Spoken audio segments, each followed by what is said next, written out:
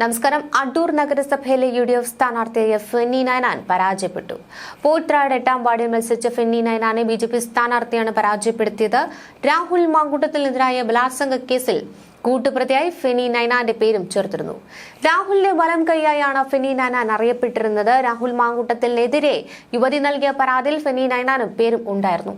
Home stay പോലൊരു കെട്ടിടത്തിലേക്ക് തന്നെ എത്തിച്ചതും തിരികെ കൊണ്ടുപോയത് ഫെന്നി നൈനാൻ ആണെന്ന് യുവതി പരാതിയിൽ പറയുന്നത്. ഈ പരാതി വ്യാജമാണെന്നായിരുന്നു ഫെന്നി ഇതിനോട് പ്രതികരിച്ചത്.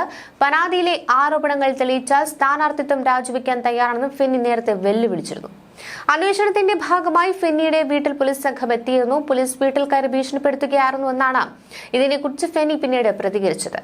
എന്നാൽ പരാതികൾ ഉയർന്നതിന് പിന്നാലെ ഒളിവിൽ പോയ രാഹുൽ മാങ്കൂട്ടത്തിന് ആവശ്യമായ സഹായങ്ങൾ നൽകിയവരിൽ ഫെന്നിയുമുണ്ടോ എന്ന് സംശയിക്കുന്നുണ്ട്.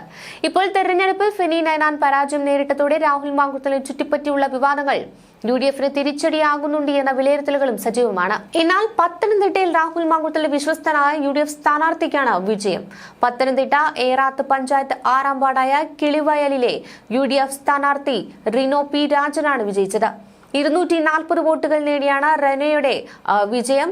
അതേസമയം രാഹുലിന്റെ മറ്റൊരു വിശ്വസ്തനായ ഫെന്നി നൈനാൻ തോൽക്കുകയായിരുന്നു. പത്തനംതിട്ട നഗരസഭയിലടക്കം UDF വലിയ മുന്നേറ്റമാണ് നടത്തുന്നത്. പത്തനംതിട്ട നഗരസഭയിൽ UDF അധികാരം ഉറപ്പിച്ചു കഴിഞ്ഞു. പ്രവർത്തകർ ആഹ്ലാദ പ്രകടനം നടത്തി. പത്തനംതിട്ട നഗരസഭയിലെ 16ാം വാർഡിൽ 248 വോട്ടുകളുടെ ഭൂരിപക്ഷത്തിൽ കോൺഗ്രസ് വിമതൻ ബിബിൻ ബേബിയാണ് വിജയിച്ചത്. നഗരസഭയിലെ കോൺഗ്രസ് സ്ഥാനാർത്ഥിയും നിലവിലെ പ്രതിപക്ഷ നേതാവുമായ ജാസിം കുട്ടിയെയാണ് ബിബിൻ പരാജയപ്പെടുത്തിയിരിക്കുന്നത്. തദ്ദേശ സ്വയംഭരണ തെരഞ്ഞെടുപ്പിൽ പാലക്കാട് ജില്ലയിലെ ശ്രദ്ധേയമായ വിജയത്തോടെ കുഴൽമന്ദം പഞ്ചായത്ത് ഇടതുപക്ഷ ജനാധിപത്യ മുന്നണി UDFിൽ നിന്ന് തിരിച്ചുപിടിച്ചു. ആകെയുള്ള 18 സീറ്റുകളിൽ 11 സീറ്റുകൾ നേടിയാണ് LDF വ്യക്തമായ ഭൂരിപക്ഷത്തോടെ ഭരണമുറപ്പിച്ചത്. ഭരണത്തിലുണ്ടായിരുന്ന UDFന് ഇത്തവണ കേവലം 8 സീറ്റുകൾ മാത്രമാണ് നേടാനായത്. അതേസമയം NDAയ്ക്ക് പഞ്ചായത്തിൽ അക്കൗണ്ട് തുറക്കാനായില്ല. LDF ഉജ്ജ്വല വിജയം നേടിയ വാർഡുകൾ ഇവയാണ്: പുത്തൻതറ, കരിഞ്ഞാംതൊടി, കണ്ണന്നൂർ, തേക്കിൻകാട്, പുതുക്കോട്, കല്ലേങ്കോണം, മഞ്ചാടി, പൂപ്ലിക്കാട്, ചാരപ്പറമ്പ്, കുളവൻമുക്ക്, മന്നം. വർദ്ധിച്ച ഭൂരിപക്ഷത്തോടെ പഞ്ചായത്ത് ഭരണം തിരിച്ചുപിടിച്ച LDF പ്രവർത്തകർ കുഴൽമന്നത്ത് വിജയാഹ്ലാദം തുടങ്ങിക്കഴിഞ്ഞു. അതേസമയം 14 ജില്ലകളിലായി 244 കേന്ദ്രങ്ങളിലാണ് 1129 തദ്ദേശ സ്ഥാപനങ്ങളിലേക്കുള്ള വോട്ടെണ്ണുന്നത്.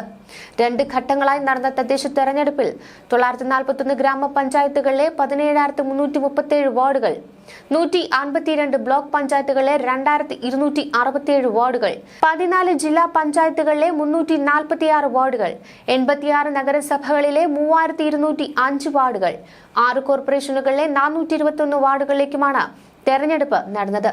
ഇത്തവണ 2 ഘട്ടങ്ങളിലായി നടന്ന തെരഞ്ഞെടുപ്പിൽ 73.68% പോളിംഗാണ് രേഖപ്പെടുത്തിയത്.